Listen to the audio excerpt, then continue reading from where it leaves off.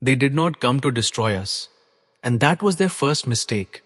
Because when the sky opened and their silver fleets descended like silent snow over our cities, they expected fear, surrender, and obedience. But what they found instead was a species that had spent its entire existence surviving storms that never announced themselves, fighting battles that never followed rules, and learning lessons from chaos that no peaceful civilization could ever understand. Because humanity was never shaped in comfort, we were shaped in pressure, in uncertainty, in the relentless need to adapt when everything familiar collapsed without warning. And as their ships hovered in perfect formation above our oceans and mountains, transmitting messages of calm conquest in voices that never trembled, they believed they were witnessing the final moments of a primitive world that would accept its place under a more enlightened order. Yet, something unexpected began to unfold as their controlled descent triggered a chain reaction not of organized resistance but of unpredictable defiance. Because while their alliance had evolved through cooperation and diplomacy, we had evolved through conflict, through trial, through the constant necessity to make impossible decisions in impossible moments. And when their forces moved forward with calculated precision, expecting compliance, they encountered a response they had never modeled. A response born from centuries of instinct rather than strategy. Because humans do not wait for permission to survive. We do not pause to analyze fairness when existence itself is threatened. We improvise, we resist, we endure in ways that cannot be simulated. And the more they advanced with their peaceful certainty, the more they realized that every battlefield became something unfamiliar the moment humans stepped onto it. Because we do not fight only with weapons. We fight with memory, with desperation, with creativity that blooms under pressure like fire. In the darkness, and their perfect unity began to fracture, not from defeat but from confusion, because they could not understand how a species so divided in peace could become so united in resistance, how individuals with no command structure could coordinate survival through instinct alone, how people who had never met could act as though they shared a single will when the moment demanded it. And slowly the invaders who had never known true war began to recognize something unsettling in the way humanity moved through conflict. Because our strength was not in discipline, but in unpredictability. Not in harmony, but in resilience. Not in perfection, but in the willingness to stand again after falling without knowing whether standing would matter. And as their commanders watched humans turn disadvantage into opportunity again and again, they began to understand that what they had believed to be chaos was in fact a deeper kind of order, one forged in the silent agreement that survival is worth any sacrifice. And for the first time in their long history of peaceful expansion, they realized that conquest was not simply a matter of power but of spirit, and that the spirit of humanity did not bend when confronted with certainty.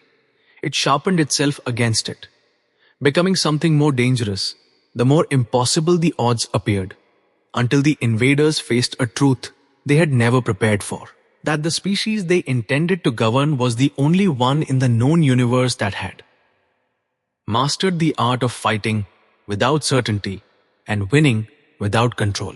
At first, they believed it was an anomaly, a temporary surge of resistance that would dissolve once their superior technology adapted to our behavior.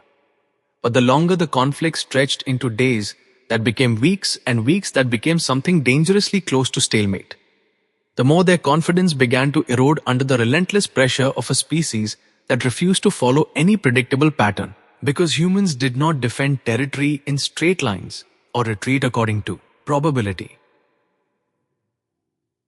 We fought in ways that made no sense to an intelligence trained in balance and consensus. And every attempt to suppress our defenses only created new methods of survival that had never existed before the moment they were needed. As if desperation itself was a forge in which new tactics were born instantly. And deep within their command structures, whispers began to circulate that what they were facing was not simply resistance, but a mindset shaped by millennia of uncertainty. Mindset that did not seek perfect victory, but merely another chance to continue. And that realization created a fear they had never known, because they came from worlds where war had ended before it truly began, where disputes were solved through negotiation rather than endurance. Yet now, they were encountering a civilization whose greatest strength was not the ability to win quickly, but the refusal to stop trying when victory seemed impossible. And as their analysts studied the patterns emerging from human counterattacks, they found something that could not be quantified, because each failure only produced a more dangerous adaptation. Every loss taught a lesson that immediately transformed into a new advantage, and every destroyed position became the birthplace of a strategy that had never been imagined until that exact moment of collapse. Until finally the alliance reached a conclusion so shocking that it fractured their understanding of conquest entirely, because they began to see that humanity was not strong in spite of its chaos, but because of it. And that chaos allowed us to react faster than any unified doctrine could ever permit, turning instinct into coordination and improvisation into precision. And it was at that moment, in the middle of their growing uncertainty, that something even more unexpected occurred. Because instead of escalating their assault, they opened a channel not to demand surrender, but to ask a question that echoed across every battlefield and every shattered skyline, asking how a species so divided could fight with such unity when survival was at stake. And while governments debated whether it was deception or desperation, a message followed that changed everything by admitting that their alliance had never learned how to wage true war, that they had never needed commanders who could operate in disorder, and that their greatest weakness was the very peace they had spent centuries protecting. And before anyone could comprehend what it meant, their transmission paused long enough for a single request to reach us. If you are benefiting from our topics, please subscribe, like, and turn on the bell notification so you can see our new videos early. And then the message continued with a confession that no invading force had ever made before, that they did not come to defeat humanity anymore, but to understand it. Because what they saw in our resistance was not just defiance, but mastery over uncertainty itself. A mastery they could not replicate without learning from the very species they had tried to conquer. And in that moment, the meaning of victory changed forever.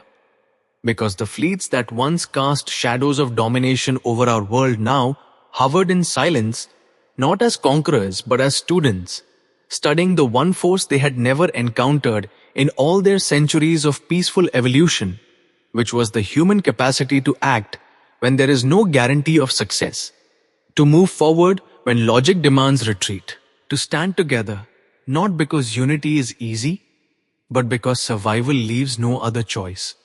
And as their representatives finally descended without weapons or demands, they spoke not of surrender, but of something far more unsettling, which was admiration, because they had witnessed a truth that their alliance had spent generations trying to avoid. That peace is not preserved by avoiding conflict, but by understanding how to endure it when it arrives without warning. And they confessed that their greatest fear was not humanity's strength, but humanity's resilience, the way we transformed fear into determination and uncertainty into action without waiting for permission or perfect conditions. Because where they required consensus, we required only necessity. Where they needed clarity, we thrived in confusion. And where they sought stability, we adapted to change faster than stability could ever respond. And that difference, they admitted, was the reason their conquest had failed before it truly began, because they had planned to defeat an organized defense, but instead awakened an instinct that no technology could overpower, an instinct built from every hardship humanity had ever survived, from every storm we endured without knowing whether dawn would follow. And as their commanders studied the aftermath of battles that should have broken us, but instead made us more dangerous, they realized that what they needed was not greater weapons, but a new way of thinking. A philosophy that could only be taught by those who had lived their entire history on the edge of uncertainty. And so they made an offer that no species had ever received, asking humanity not to kneel but to lead, to command their interstellar forces in conflicts they could no longer avoid. Because the universe beyond their peaceful alliance was changing, and threats were emerging that required more than diplomacy. Threats that demanded courage born from struggle rather than comfort. And in asking us to guide their armies, they acknowledged that chaos was not a weakness, but a form of wisdom. Unpredictability was not a flaw, but a survival strategy refined through generations of trial. And that the very instincts they once feared were now the only hope of protecting everything they had built. And as humanity faced the decision to step beyond its own world and carry its lessons into the stars, the greatest realization of all began to settle in, that our history of conflict was never proof of failure, but preparation for a responsibility greater than anything we had imagined. Because the same spirit that kept us alive on Earth could now shape the fate of entire galaxies, not by erasing chaos, but by mastering it, turning uncertainty into strength and fear into resolve until even the vast silence of space learned what every human already knew, that survival does not belong to the perfect. It belongs to those who refuse to stop adapting no matter how impossible the future appears.